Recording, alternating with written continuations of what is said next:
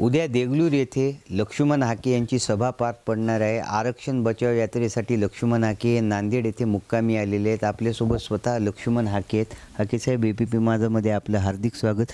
तुमच्या विरोधात षडयंत्र रचल्या जात आहे का, पाळत ठेवल्या जात आहे का, असं तुम्हाला वाटतंय का? बघा, दुसऱ्यांदा उपोषण वडीगोद्रीमध्ये झालं तेव्हापासून पाळत ठेवली जाते. 6व्या दिवशी आमच्या उपोषणस्थळी 2-4 युवक घुसले होते. त्यांना यथेच्छ प्रसाद देऊन त्यांना पोलिसांच्या स्वाधीन केलं. जर पोलिसांनी त्याच दिवशी कारवाई केली असती, कायद्याचा बडगा दाखवला असता, तर पुण्यातला जो काही एक भेकडासारखा हल्ला लपून छपून काहीतरी कारणं सांगून केला, तो झाला नसता असं मला वाटतं. मनोज जरांगे यांचं नारायणगडावर आता दसरा मेळावा होणार आहे. हे असले दसरा मेळावे महाराष्ट्रात 9-10 ठिकाणी होतात आणि मनोज जरांगेंना मी एक निमंत्रण देईन. आज 4था दिवस होता. आज सकाळी मी 5-5:30 पहाटे 5:30ला आरेवाडी कवठेमंकाळ जिल्हा सांगलीमध्ये गेलो होतो. तर 4थ्या दिवशीचा आमच्या आरेवाडीचा बिरोबाचा दसरा मेळावा बघ. त्यामुळं आमच्या लाखांच्या जत्रा भरतात.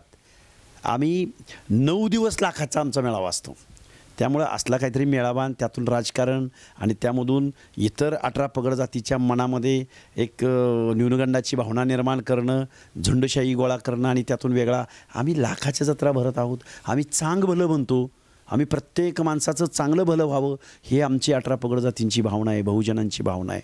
त्यामुळे जरांगेंनी जात वर्चस्वाची भावना व्यक्त करण्यासाठी असे कितीही दसरा मेळावे घेतले तर आम्हा बहुजनांना याचा फरक पडत नाही. कशासाठी ते दसरा मेळावा घेत असेल असं तुम्हाला वाटत आहे? यापूर्वी तिथे अशी परंपरा नव्हती.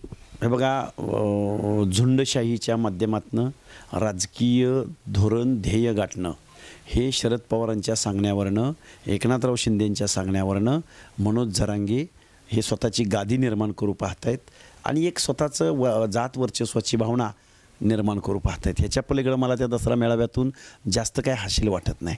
जो परंपरेनं आमचे लाखो मेळावे देवधर्माचे भरतात तिथं आम्ही कधीही राजकारण करत नाही. पण आता जरांगे जर राजकारण करणार असतील तर आम्हालासुद्धा इथून पुढच्या कालावधीमध्ये राजकारण करावं लागेल. जरांगे यांनी 2 कोटी मराठ्यांना OBCमध्ये आणल्याचं म्हणलेलं आहे. यावर आपलं काय प्रतिक्रिया आहे? ही प्रतिक्रिया खरं तर महाराष्ट्राच्या मुख्यमंत्र्याला विचारली पाहिजे की जरांगे खोटं बोलतायत का मुख्यमंत्री खोटं बोलतायत? जरांगे खोटं बोलतायत का शरद पवार खोटे बोलतायत? जरांगे खोटं बोलतायत का अशोकराव चव्हाण खोटं बोलतायत? जरांगे खोटं बोलतायत का पृथ्वीराज बाबा चव्हाण खोटं बोलतायत?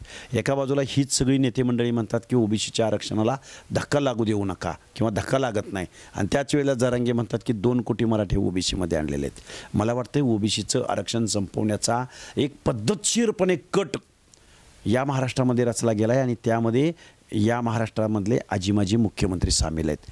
हे दुर्दैव आहे या महाराष्ट्राचं.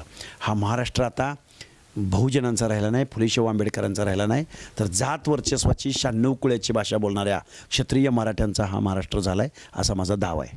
मनोज जरांगे यांनी कार्यालयाचं देखील उद्घाटन केलेलं आहे. त्यांनी असं सांगितलं इथं राजकारण काही होणार नाही, तर सामाजिक काम होईल असं त्यांनी जाहीर केलेलं. ते सामाजिक काम गरजवंतांचा लढा सुरू झाला आणि लोकसभेमध्ये OBCच्या उमेदवारांना पाडण्याचा त्याचा एंड झाला.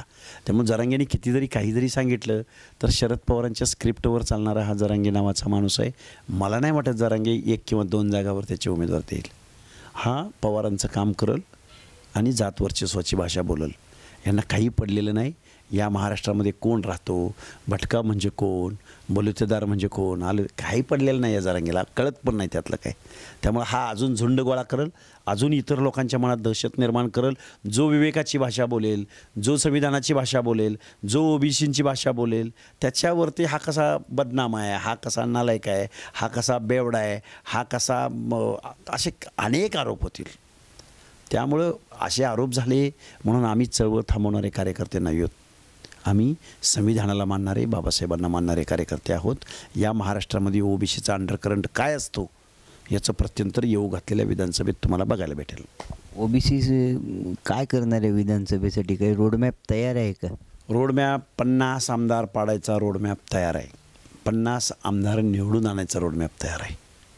मग ते प्रस्थापित पक्षातले पण OBC उमेदवार असतील. जी माणसं OBCच्या बाजूची भूमिका घेतील ती माणसं महाराष्ट्राच्या विधानसभेत जातील. जी माणसं OBCच्या बाजूने भूमिका घेतील तेच माणसं विधान भवनात जातील अशी प्रतिक्रिया लक्ष्मण हाके यांनी दिलेली आहे. अभिषेक एकबोटे, ABP माझा, नांदेड. ABP माझा, उघडा डोळे बघा नीट.